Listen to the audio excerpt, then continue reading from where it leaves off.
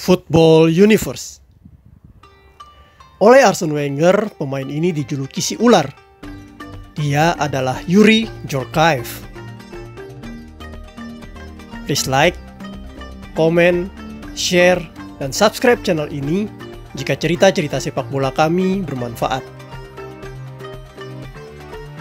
Pada Piala Dunia 1966, ada satu pemain yang berada di skuad Prancis bernama Jean Charqui. Pemain ini berasal dari klub Olympique Lyon dan merupakan seorang bek berbakat. Waktu itu Prancis hanya mampu menjadi juru kunci grup 1 setelah hanya bermain imbang 1-1 dengan Meksiko dan kalah beruntun dari Uruguay dan Inggris. Impian Jean untuk mengangkat trofi Piala Dunia bersama Prancis pupus. 30 tahun kemudian di Piala Dunia 1998, ada seorang pemain yang memiliki hubungan dekat dengan Jean Charqui. Pemain tersebut bernama Yuri Djorkaeff, dan dia adalah anak dari Jean Charqui. Sebagai anak dari seorang pesepak bola terkenal, tentunya menempatkan beban tersendiri di pundak Yuri Djorkaeff. Padahal sebenarnya ayahnya Jean tidak pernah memintanya untuk menjadi seorang pemain sepak bola. Yuri Raffi Djorkaeff lahir pada 9 Maret 1968 di kota Lyon, Prancis. Yuri lahir dari keluarga yang adalah imigran dari Polandia dan Armenia ke Prancis. Sewaktu kecil, dia sering melihat ayahnya bertanding untuk klub terakhirnya, yaitu Paris FC. Dari sanalah kecintaan Yuri kepada sepak bola mulai terpupuk rapi. Dia kemudian bermain sepak bola dari hari ke hari dan menunjukkan bakat yang menarik.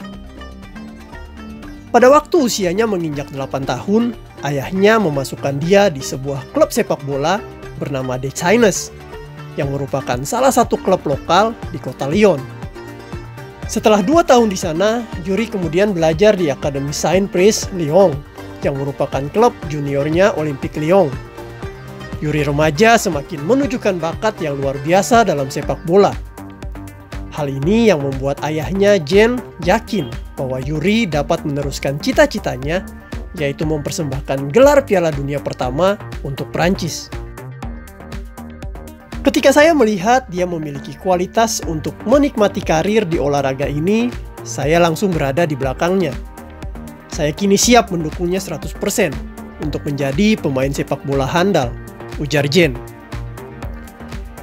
Saat usianya menginjak 16 tahun atau tepatnya di tahun 1984, Yuri remaja kemudian diberikan kesempatan oleh ayahnya bergabung dengan klub Grenoble, salah satu klub Prancis yang berada di kaki Gunung Alps. Klub ini adalah klub yang dilatih ayahnya Jean, dan dari sinilah karir profesional Yuri dimulai. 5 tahun di Grenoble, Yuri mampu tampil di 82 pertandingan, dan yang mengagumkan, ia mampu mencetak 23 gol. Angka ini terbilang sangat baik untuk anak muda yang usianya masih belasan tahun.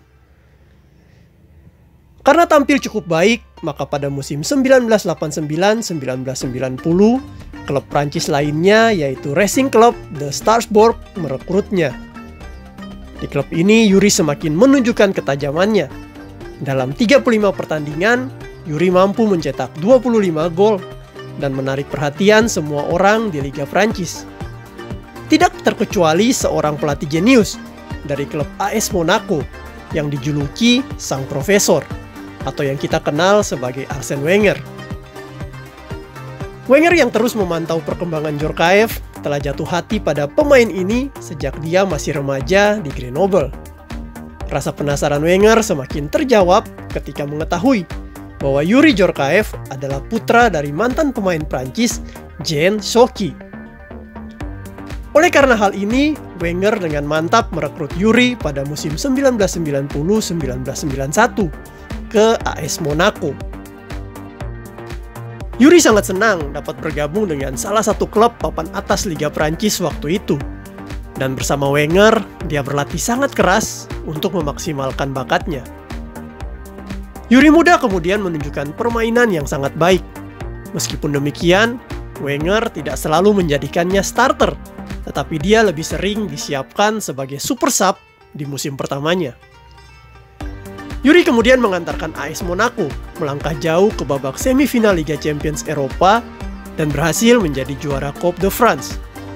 Dia juga berhasil menjadi top skor Liga Prancis di musim 1993-1994 dengan 20 gol. Oleh Arsene Wenger, dia diberi julukan The Snake atau si ular. Karena menurut Wenger, Yuri selalu tidak tertebak saat hendak melepaskan tembakan ke arah gawang. Dia mampu menendang dalam posisi yang sangat sulit dan berakhir dengan menjadi gol. Yuri berada di AS Monaco selama 5 musim dan mencetak 59 gol dalam 155 pertandingan. Pada awal musim 1995-1996, Yuri akhirnya direkrut klub raksasa Prancis, yaitu Paris Saint-Germain. Di PSG, Yuri tampil stabil dan menjadi pilihan utama. Dia mampu bermain di 35 pertandingan dan mencetak 13 gol. Dia kemudian sukses mengantarkan PSG menempati runner-up Liga Prancis. Dan salah satu aksi heroik Yuri yang tidak bisa dilupakan fans PSG adalah ketika memimpin klub menjuarai Piala Winners tahun 1996. Yuri mencetak gol paling krusial di turnamen melalui tembakan jarak jauh ke gawang Deportivo La Coruna untuk memberi PSG kemenangan 1-0 di Spanyol. "Itu bukan gol terbaik saya," ujar Djorkaeff kepada La Parisienne. "Tetapi itu yang paling penting. Gol itu tetap menjadi mistik selamanya, karena itu salah satu gol yang mengirim PSG ke final." PSG kemudian meraih juara dengan menaklukkan Rapid Wien di Brussels, yang menjadi laga terakhir Djorkaeff untuk klub, dan itu menjadi awal dari kesuksesan karirnya. Pada akhir musim 1995-1996, klub besar asal Italia, yaitu Inter Milan, tanpa ragu meminang Yuri ke Giuseppe Meazza. Puncak masa keemasan Yuri Djorkaeff adalah ketika dia berseragam biru hitam Inter Milan. Bersama Nerazzurri, Yuri tampil fantastis. Dia langsung tancap gas di musim pertamanya. Sebanyak 14 gol dia ciptakan untuk membawa Inter Milan finish di posisi ketiga Serie A.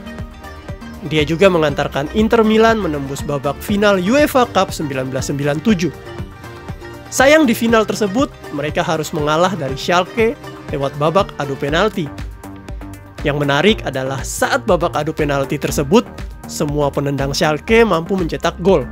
Sementara penendang Inter Milan, yaitu Samorano dan Aaron Winter, gagal mengeksekusi penalti. Satu-satunya penendang Inter Milan yang mampu mencetak gol adalah Yuri Djorkaeff. Salah satu momen yang tidak akan dilupakan fans Inter Milan adalah ketika Yuri Djorkaeff mencetak gol terbaik ke gawang AS Roma pada 5 Januari 1997.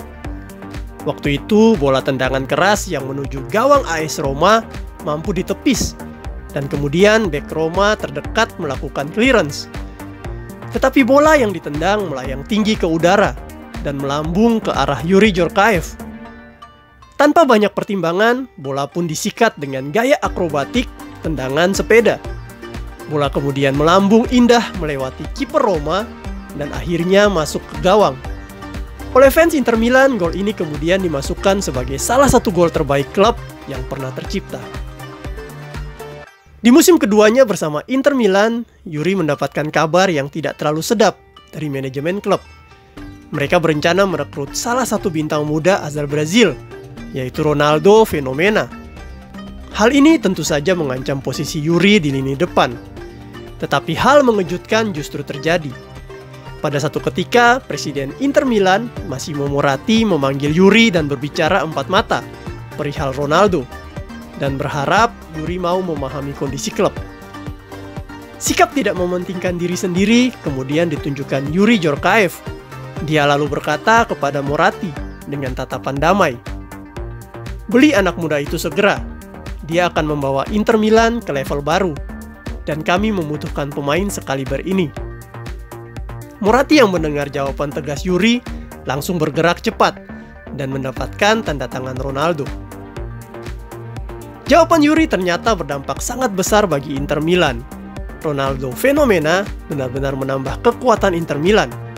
Setelah kalah di UEFA Cup 1997, di tahun 1998 ini, Inter Milan mampu menjadi juara setelah mengalahkan Lazio di babak final dengan skor 3-0.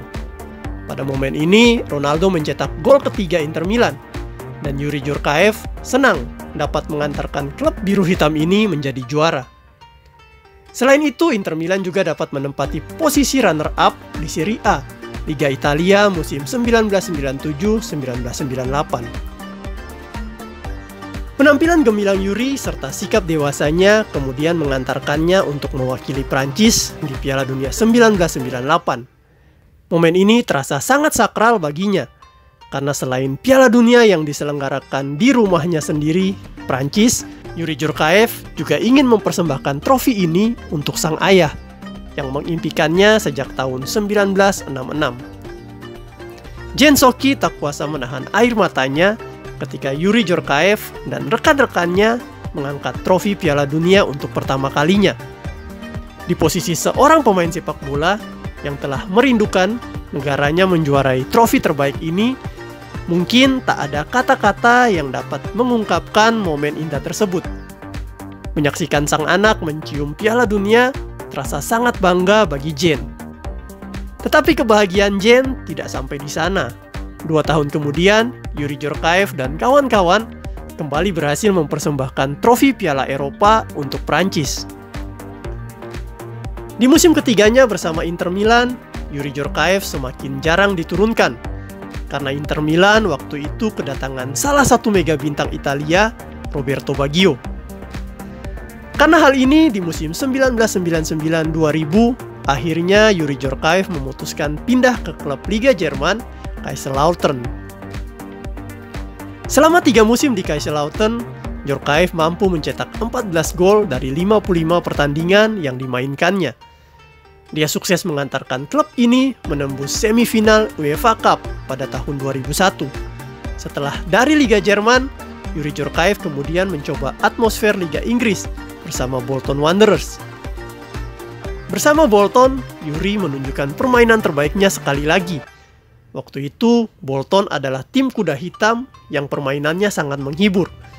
Trio maut Yuri Djorkaeff, Ivan Campo, dan Jajai Okocha mampu menyihir atmosfer Liga Inggris. Fans tim lain bahkan rela datang ke Stadion Bolton hanya untuk menyaksikan 3 penyihir ini beraksi. Alhasil, mereka mampu mengantarkan Bolton melaju sampai babak final League Cup musim 2003-2004. Setelah dari Bolton Wanderers, Yuri Djorkaeff kemudian pindah ke Blackburn Rovers di musim berikutnya. Dia kemudian memutuskan untuk hengkang ke Liga Amerika Serikat atau MLS pada musim 2005-2006 bersama New York Red Bulls. Yuri Djorkaeff menjadi pemain Prancis pertama yang bermain di Liga MLS. Pada tanggal 29 Oktober 2006, Yuri Djorkaeff kemudian memutuskan gantung sepatu dari sepak bola. Yuri Djorkaeff adalah pemain lincah yang sering bermain sebagai second striker ataupun attacking midfielder. Kemampuannya melepaskan umpan sangat baik.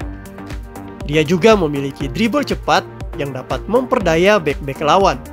Dan yang paling istimewa dari Yuri Djorkaeff adalah kemampuannya melepaskan tembakan-tembakan unik ke gawang lawan, sehingga dia dijuluki si ular. Saat ini sang legenda telah beristirahat dari sepak bola, tetapi generasi baru Djorkaeff muncul dalam diri anaknya, Oan Djorkaeff. Akankah Oan meneruskan semangat opa dan ayahnya di lapangan hijau? Yang pasti ayahnya Yuri Djorkaeff akan selalu dikenang sebagai salah satu maestro sepak bola dunia.